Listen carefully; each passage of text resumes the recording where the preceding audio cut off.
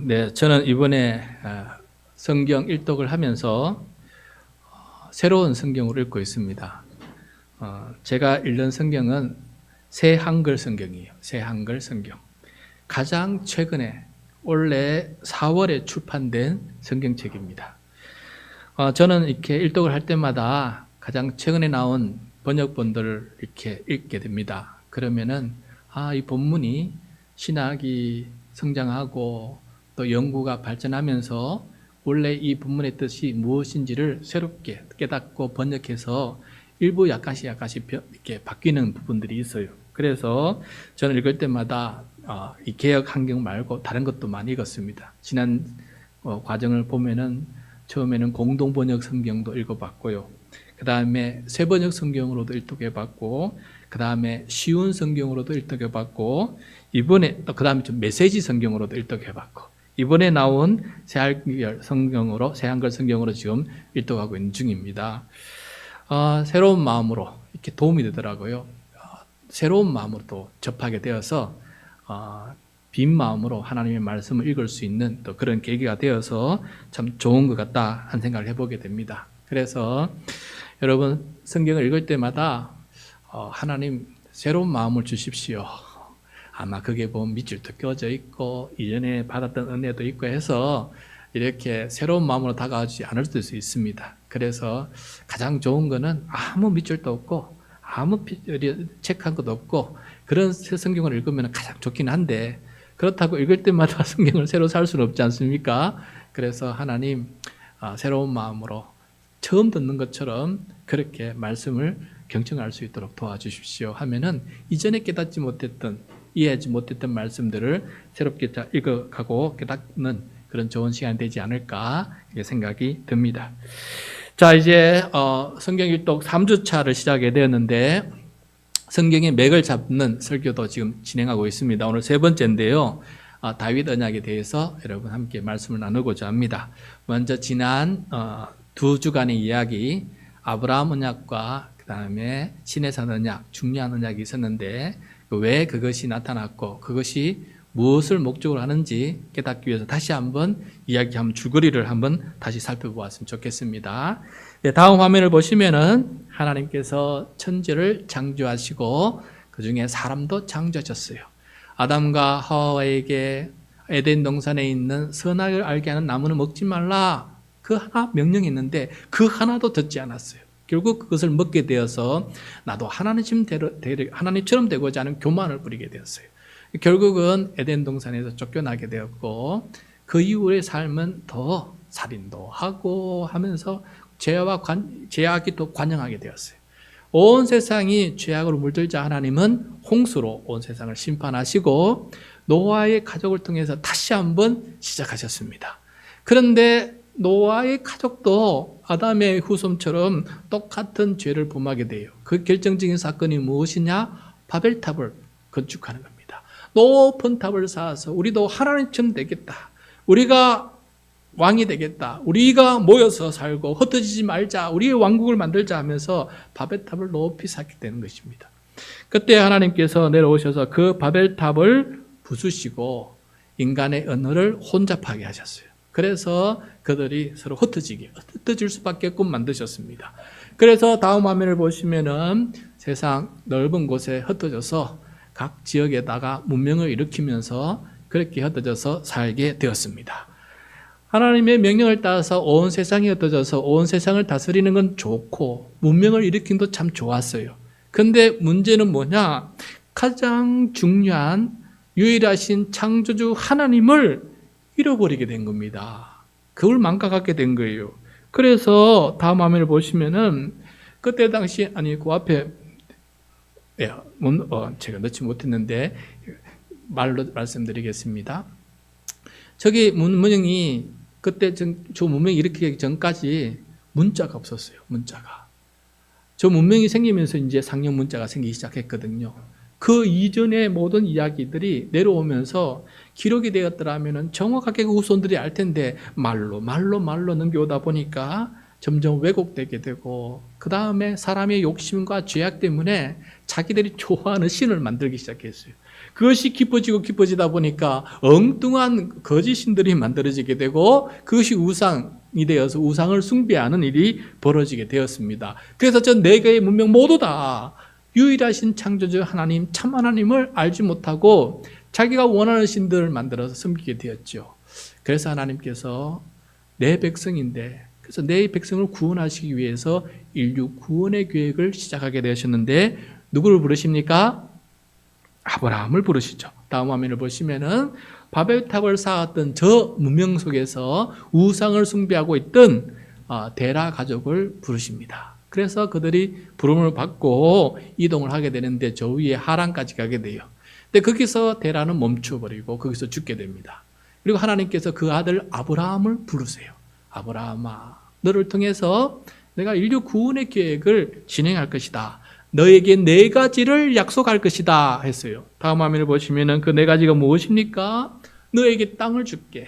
그 다음에 너의 후손이 큰 민족을 이루게 해줄게. 그래서 너 민족이 복된 민족이 되게 할 거야. 그리고 너 민족을 통해서 세상 모든 민족이 복된 민족이 되도록 너희를 복의 통로로 만들어줘서 세상 모든 민족으로 하여금 유일하신 창조주 하나님께로 돌아오도록 만들 거야 라고 하는 인류 구원의 계획을 아브라함에게 알려주신 것입니다. 아브라함은 저 언약을 믿고 믿음의 발걸음을 긋게 되었어요. 그래서 다음 화면을 보시면은 아브라함은 하나님께서 지시한 땅 가나안 땅으로 내려갑니다. 저 이스라엘 땅에 내려갔죠. 그렇지만은 아직까지는 몇 명이 안 되는 가족이지 않습니까? 그리고 저 땅에 나그네였어요. 저 땅을 아직 차지하지 못하는 상황이었습니다. 그러다가 아브라함의 아들 이삭의 아들 야곱 시절에 야곱이 12아들을 낳고 이렇게 살아가고 있었는데 큰 기근, 7년 대기근이 일어나게 돼요.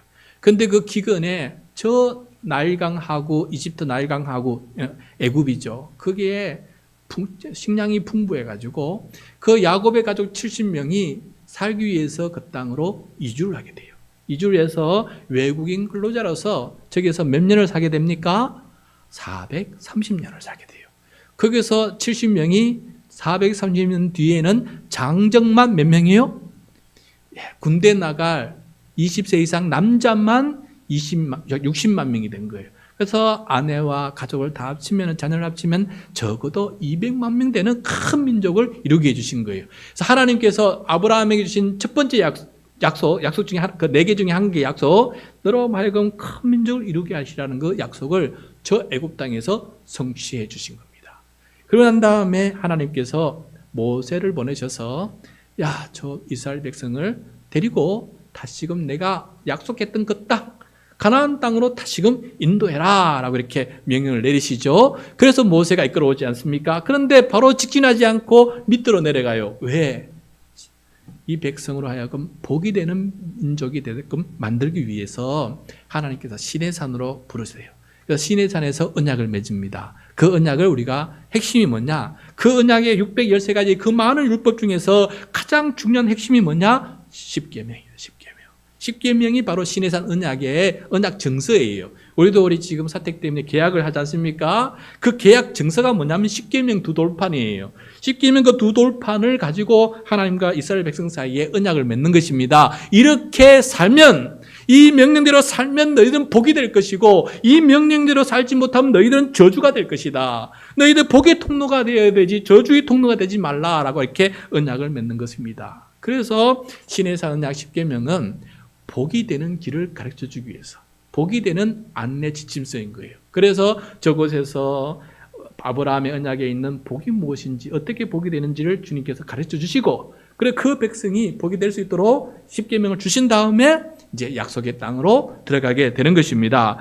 예, 다음 화면을 보시면은 10계명, 이것이 바로 그때 당시 이스라엘 백성에게 이거 지키고 살아라, 이거 지키고 살면 너희가 복된 민족이 될 것이다. 근데 복 중의 복은 무엇입니까? 1계명과 2계명이에요. 우상, 헛된 거짓 우상, 신들을 섬기지 말고 정말 유일하신 창조주 그 하나님만 섬기는 사람이 복의 근원이 되고 복의 시발점이다 하면서 1계명, 2계명이 바로 하나님을 바로 섬기는 것, 이것이 가장 중요하다는 것을 가르쳐 주셨고, 그 다음에 그 하나님만 예배하라고 다음 화면을 보시면 성막을 짓게 하셨어요. 그래서 제사장을 세우시고 제사법을 가르쳐 주시고 어떻게 예배 드리면 거룩한 예배가 되는지를 다 설명해 주시고, 저 시내산에서부터 저 성막을 짓고 오직 유일하신 창조주 하나님만 예배하는 백성으로 하나님께서 만들어가고 시작했다는 것을 우리가 알 수 있습니다.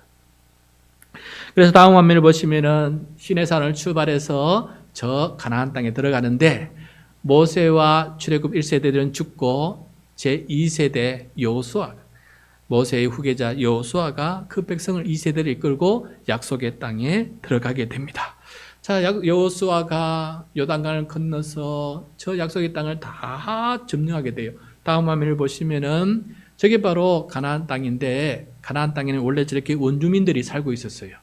저 여러 원주민들, 벌써 6, 7민족 되지요. 저 원주민들, 저 땅 가운데 부분이 바로 하나님께서 약속하신 땅이에요. 저 땅을 원주민 다 몰아내고 정복전쟁에 승리를 하고 그 땅을 차지한 후에 이스라엘 12지파에게 각각 지파의 수대로, 지파의 크기대로 그렇게 땅을 분배해서 저렇게 분배해줘서 나눠주게 됩니다. 그래서 12지파가 저렇게 약속의 땅에서 흩어져서 자기 땅을 가지고 살아가게 되는 것이죠. 그런데 문제는 어떤 일이 벌어지느냐? 자, 이제 하나님께서 약속하신 두 가지, 아브라함에게 약속하신 네 가지 중에 두 가지가 성취되는 거예요. 첫 번째는 큰 민족이 되리라는 것은 애굽에서 성취했지요. 그 다음에 내가 땅을 주리라. 그죠? 땅을 주리라 한 것은 여호수아에 의해서 저 땅을 정복함으로 말미암아 아브라함에게 주신 두 번째 약속, 땅을 차지하는 것까지 정복이 됐어요.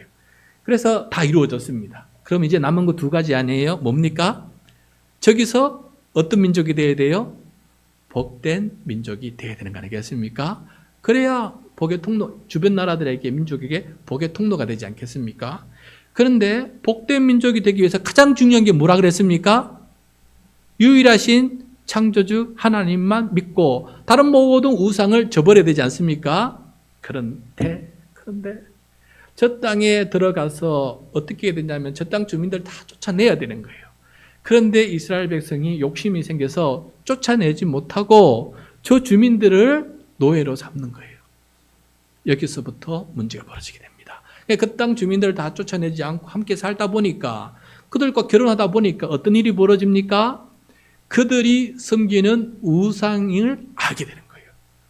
그들이 섬기는 우상을 알게 되고 그들의 신앙심에, 약한 사람은 그들의 신앙심에 묻혀서 우상들을 섬기게 되는 일이 벌어진 거예요.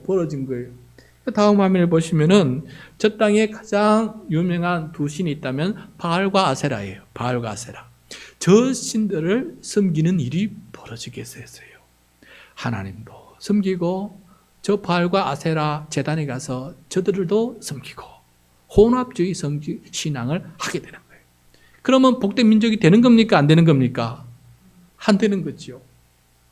그래서 하나님께서 심판을 하세요. 심판을 하시는데 어떻게 심판을 하시느냐? 다음 화면을 보시면은 저 주변에 다른 민족들이 있지 않습니까? 저 주변 다른 민족들이 저 이스라엘을 침략하게 하는 거예요. 침략하게 하고 지배하게 하고 조공을 바치게 하고 억압을 당하게 만드시는 거예요. 정신 차리라고 하나님께서 그렇게 심판을 하시는 겁니다. 그러니까 그때서야 회개하고 우리가 잘못했습니다 하고 하나님 도와주세요. 다음 도와주시면 우리 똑바로 살겠습니다 하니까 하나님께서 누구를 보내주시느냐? 사사를 보내주시는 거예요. 여기 보시면 사사가 12명 있습니다. 저 12명의 사사 순서대로 보내주시는 거예요. 12명의 사사가 다 보내주시고 보니까 세월이 400년 정도 걸립니다. 저 사사 시대 사사가 저는 일을 할 때가 지도할 때가 순서대로 나타나는데 400년 동안 순서대로 나타나는 거예요. 그럼 사사가 뭐냐? 다음 화면을 보시면은 사사는 선비사자, 서성사자 한자를 번역한 건데 저기에 보면은 선비사자 중에서 무사, 장군, 전쟁의 지도자라는 군인이라는 뜻이 있어요. 그 다음에 서성사자 중에도 지도자라는 뜻이 있어요. 그래 저게 가장 바르게 번역한다면 무사 지도자, 전쟁 지도자라는 거예요. 왜냐하면 주변에 주권들이 주변 나라들 침략했지 않습니까? 그들과 싸워서 쫓아내야 되지 않겠습니까? 그래서 이 사사는 침략한 민족들과 싸워서 빨리 군대를 만들어 가지고 싸워서 쫓아내는 지도자라는 뜻이에요. 지도자. 그러니까 왕이 아닙니다. 아직 왕은 아닙니다. 궁궐도 없고 신하도 없고 또 상비군 군대도 없고, 그러니까 세금도 안 걷어들이고 그냥 잠시 그 순간에 모여서 다 모여가지고 우리가 군인을 급히 만들고 그렇게 쫓아내고 다시 전쟁이 끝나면 다 집으로 돌아가는 그런 상황이었어요. 자, 저 400년 동안을 다 보내고 난 다음에 마지막 사사가 누구냐 하면은 사무엘입니다. 사무엘이 등장했는데 이 사무엘은 어떤 사사였냐면은 선지자 중에 선지자였어요. 그 앞에 12명의 사사들과 다르게 이 사무엘은 하나님의 말씀에 정통한 사람이에요. 그리고 하나님의 말씀을 가르치는 사람이에요.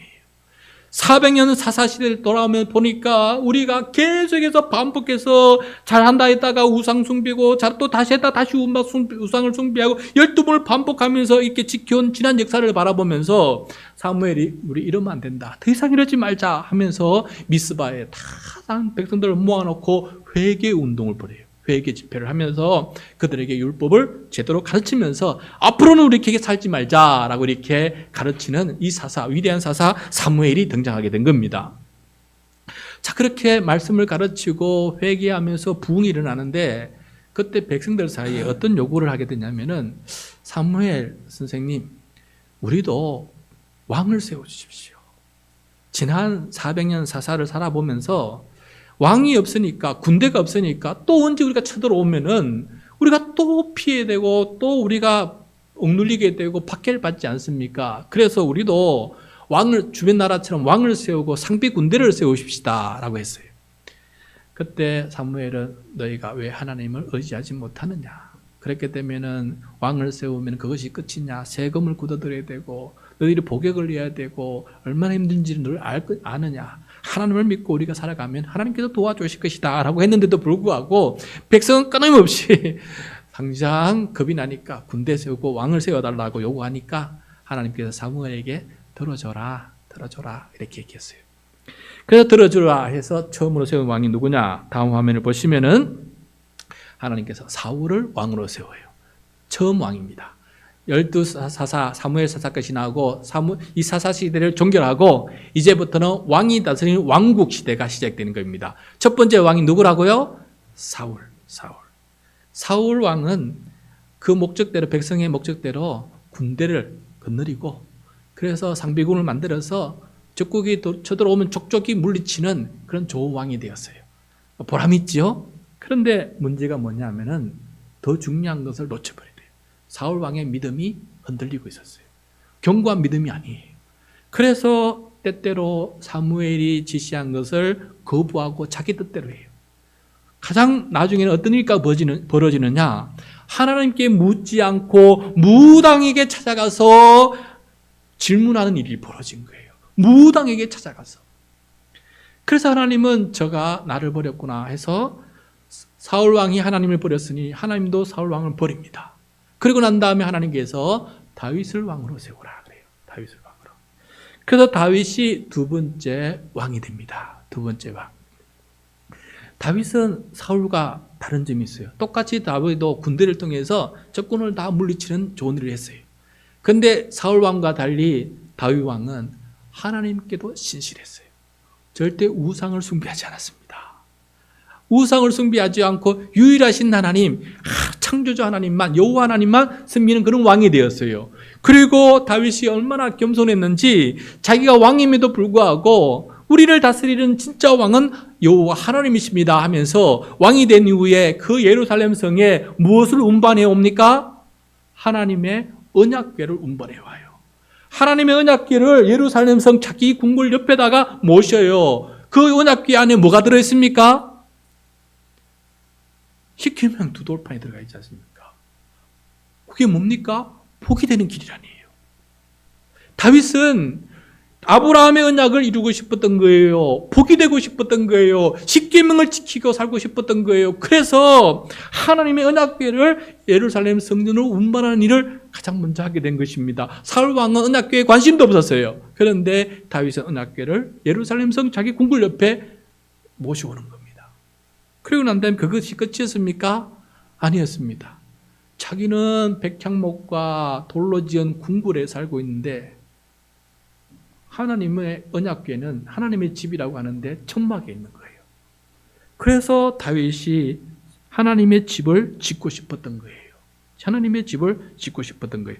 다음 화면을 보시면은, 자, 저게 바로 다윗이 앞에서 춤을 추면서 기쁨으로 저 언약궤를 모시고 예루살렘 성전으로 돌아오는 모습입니다. 그 다음 화면을 보시겠습니다. 다음 화면을 보시면은, 자, 성전을 이렇게 궁궐을 보고 하나님의 천막을 보면서 다윗이 나단 선지자에게 하는 말이에요. 오늘 말씀인데 2절 말씀을 다 같이 읽겠습니다. 시작. 왕이 선지자 나단에게 이르되 볼지어다 나는 백향목 궁에 살거늘 하나님의 궤는 휘장 가운데에 있도다. 자, 요거를 제가 지금 읽고 있는 새한글 성경, 가장 최근에 번역된 새한글 성경은 어떻게 번역했는지 요 한 구절만 한번 우리 같이 한번 읽어보았으면 좋겠습니다. 시작. 임금이 나단 예언자에게 말했다. 잘 보세요. 나는 삼나무 백향목으로 지은 왕궁에 살고 있습니다. 그런데 하나님의 상자 궤는 천막 가운데에 있군요. 자, 자기 집은 삼나무 백향목으로 이렇게 건축한 왕궁인데, 그 돌로 지은 왕궁인데, 하나님의 상자, 하나님의 궤가 있는 하나님의 집은 천막이라는 거예요. 천막. 그래서 다윗이 성전을 자기 왕궁보다 더 큰 높은 곳에, 더 큰 성전을, 높은 성전을 짓고 싶었다. 이 말을 나단 선지자에게 문의하는 거예요. 그래서 하나님은 이 나단 선지자를 통해서 다윗에게 이렇게 전해주어라라고 이렇게 길게 말씀하시는데 그 중에 한 구절을 보겠습니다. 6절입니다. 6절 말씀 시작. 내가 이스라엘 자손을 애굽에서 인도하여 내던 날부터 오늘까지 집에 살지 아니하고 장막과 성막 안에 다녔나니. 자, 요 구절까지만 새한글로 한번 읽어보겠습니다. 시작. 나는 집에서 살아본 적이 없다. 이스라엘 사람들을 이집트에서 데리고 올라온 날부터 오늘까지 그랬다.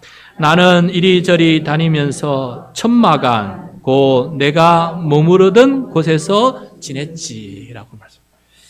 자, 하나님은 시내산에부터 천막에서 머무셨고 그 다음에 머무셨다는 것은 언약궤를 말합니다. 그 언약궤 뚜껑이 보좌, 하나님의 보좌 있기 때문에 상징적으로 하나님 그곳에 머무르셨다는 뜻 아니겠어요? 근데 이리저리 다녔었어요. 40년 동안 광야를 헤맬 때도 늘 백성과 함께 움직였고, 약속의 땅에 들어가서 줄 때에도 여호수아가 가는 곳곳 따라서 그 언약궤가 계속 움직였고, 이스라엘 백성과 함께 늘 다니면서 그들과 함께 동행했던 거 아니느냐, 나는 항상 거기 있지 않았느냐라고 이렇게 말씀하고 계시는 것입니다. 그래서 하나님은 굳이 나는 한 곳에 정착된, 고정된 그런 성전을 원하지는 않는다. 그리고 내가 언제 그걸 원한다고 말한 적도 있느냐? 나 그렇게 말해본 적도 없다라고 이렇게 말했어요. 그런데 다윗이 겸손한 마음으로 그렇게 성전을 건축하고자 하니까, 언약궤만 모신 것이 아니라 하나님의 집도 그렇게 건축하고자 하니까 하나님께서 마음이 드셔서 감동하셨어요. 그래서 다윗에게 어떻게 약속하느냐? 앞으로 움직이지 않도록 만들어주겠다. 너의 왕궁이 여기 예루살렘 성에 계속해서 있도록 만들어주겠다 하시면서 또 하시는 말씀이에요. 11절입니다. 11절 시작. 전에 내가 에게 명령하여 내 백성 이스라엘을 다스리던 때와 같지 아니하게 하고 너를 모든 원수에게서 벗어나 편히 쉬게 하리라. 여호와가 또 내게 이르노니 여호와가 너를 위하여 집을 짓고. 하나님은 다윗의 나라가 모든 원수에서 벗어나서 평안하게 전쟁이 없는 나라로 앞으로 살게 해주시겠다. 이렇게 약속을 해주시면서 뭐라고 말씀하시냐면은 내가 너를 위해서 집을 지어주겠다라는 거예요. 자, 내가 너를 위해서 집을 지어주겠다는 이 말씀이 무슨 뜻이느냐? 다윗이 하나님을 위해서 집을 짓겠다고 하니까 이건 눈에 보이는 돌멩이 집이에요. 근데 하나님은 다윗을 위해서 아니 내가 먼저 네 그 거룩한 마음에 내가 감동해서 내가 먼저 너에게 선물을 줄 텐데 내가 먼저 너의 집을 지어줄게 라는 거예요. 그런데 이 집은 건물집이 아닙니다. 건물집이 아니에요. 어떤 집이냐? 12절 13절입니다. 12절 13절 시작. 내 수완이 차서 내 조상들과 함께 누울 때에 내가 내 몸에서 날 내 씨를 내 뒤에 세워 그의 나라를 견고하게 하리라. 그는 내 이름을 위하여 집을 건축할 것이요 나는 그의 나라 왕위를 영원히 견고하게 하리라. 자, 하나님께서 다윗에게 지어주고 싶은 집은 뭐냐? 왕조예요, 왕조. 왕조라는 것이 무엇입니까? 너의 아들이 왕이 되고 그 아들의 아들이 왕이 되고 너의 후손이 계속해서 왕위에 오르는 왕조, 그 왕조를 내가 너에게 지어주겠다라고 말씀하신 거예요. 그래서 저 궁궐이 영원한 궁궐이 되고 저 왕위가 영원한 왕위가 될 수 있도록 해주겠다는 그런 엄청난 선물을 하나님께서 다윗에게 해주신 것입니다. 그 증거로 너 아들이 왕위에 오르면 네 아들이 성전을 건축하게 하겠다라는 거예요. 그래서 성전 건축을 아들에게 미뤘지만은 내가 그 성전을 건축하게 함으로 내가 너와 맺은 이 언약을 이뤘다는 증거가 될 것이다. 그렇게 말씀하신 거예요. 그러니까 다윗은 자기가 성전을 건축하지 못해도 마음에 너무 감사한 거예요. 성전도 건축하게 되었고 내 집 왕조도 얻게 되었으니까 다윗은 하나를 하려 하다가 더 큰 두 개를 다 얻게 된 것입니다. 그래서 다윗은 감사할 수밖에 없죠. 그래서 하나님 제가 건축하지 않아도 좋습니다. 내 아들을 왕위에 올려준다면 너무나 좋은 것이고 그 왕위에 오른 아들이 솔로몬이죠. 다윗의 아들 솔로몬이 성전을 건축하게 되면 이 또한 너무 감사한 일입니다 하면서 그 얘기를 듣는 순간 다윗은 얼마나 기뻤겠습니까? 그리고 그 하나님께서 이 다윗에게 이런 약속을 해주시는데 마지막으로 그 약속에 다윗과 맺은 언약의 핵심은 바로 16절이에요. 16절, 17절 우리 두 절 같이 읽겠습니다. 시작. 내 집과 내 나라가 내 앞에서 영원히 보존되고 내 왕위가 영원히 견고하리라 하셨다 하라.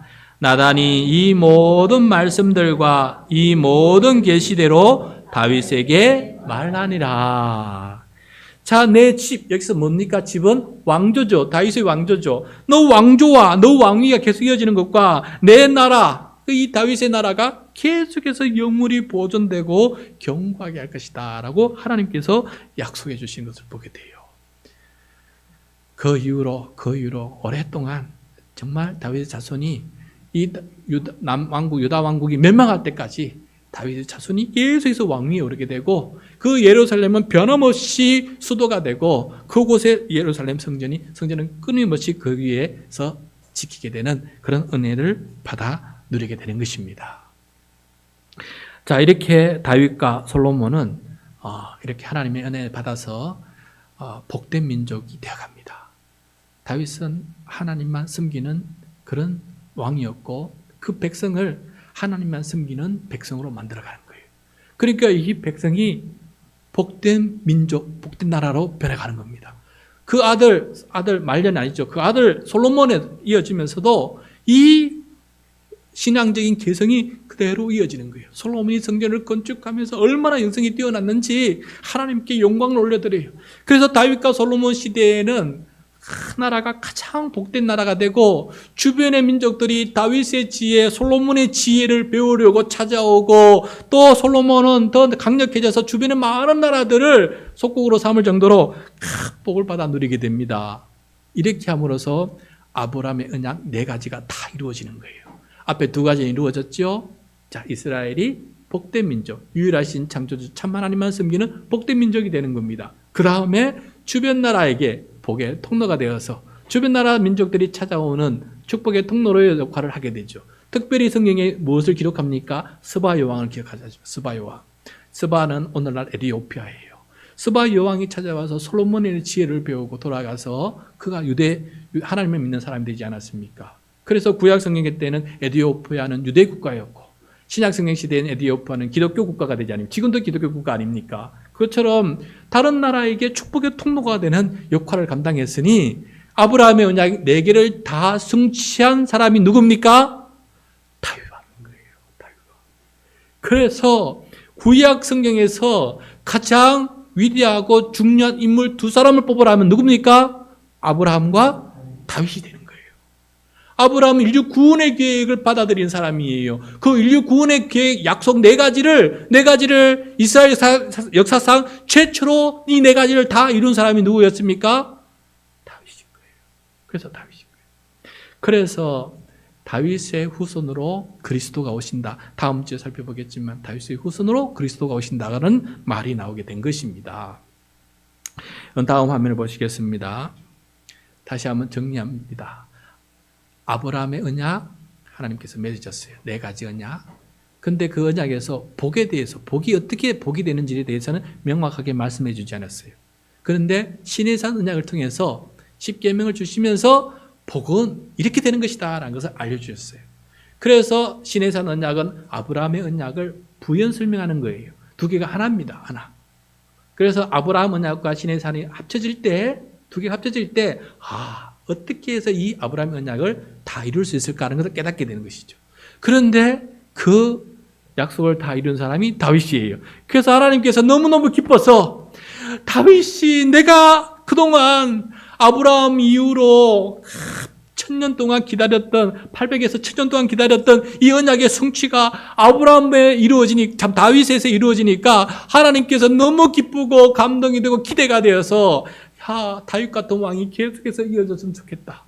다윗과 같은 사람이 계속해서 왕위가 되어서 이 이스라엘이 복된 민족으로 계속 성장했으면 좋겠다 싶어서 다윗에게 언약을 맺은 것입니다. 너 같은 후손이 왕위에 계속 이루게 할 것이다. 그럼 좋겠다 하는 언약을 하나님께서 맺어주신 것입니다.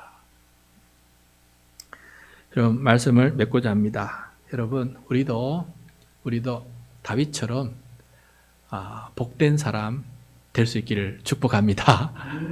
우리 교회 공동체가 다윗 왕국처럼 복된 공동체가 될 수 있기를 축복합니다. 그래서 무엇보다도 복의 내용이 무엇입니까? 유일하신 참 하나님 뜻 10계명을 알고 그것을 지켜나가는 사람 되는 거 아니겠습니까? 그리고 지금 그것이 우리에게 놓여있는 이 성경책이 바로 언약궤 아니겠어요? 우리는 이 언약궤를 이렇게 가지고 다니지 않습니까? 다윗처럼 이 성경을 내 곁에 두고 주야로 이 말씀을 읽고 묵상하고 이 말씀대로 살려고 노력한다면 바로 복이 되는 사람인 거예요. 복이 되는 사람. 우상을 숭배하지 않고 다윗이 성전을 건축한 것처럼 예배당에 나와서 하나님께 예배 드리는 것을 가장 소중한 한 주간의 가장 중요한 걸로 삼고 하나님 앞에 예배 드리면서 하나님께 영광과 찬송을 올려드리면서 살아가는 것. 이것이 바로 복이 되는 모습 아니겠습니까?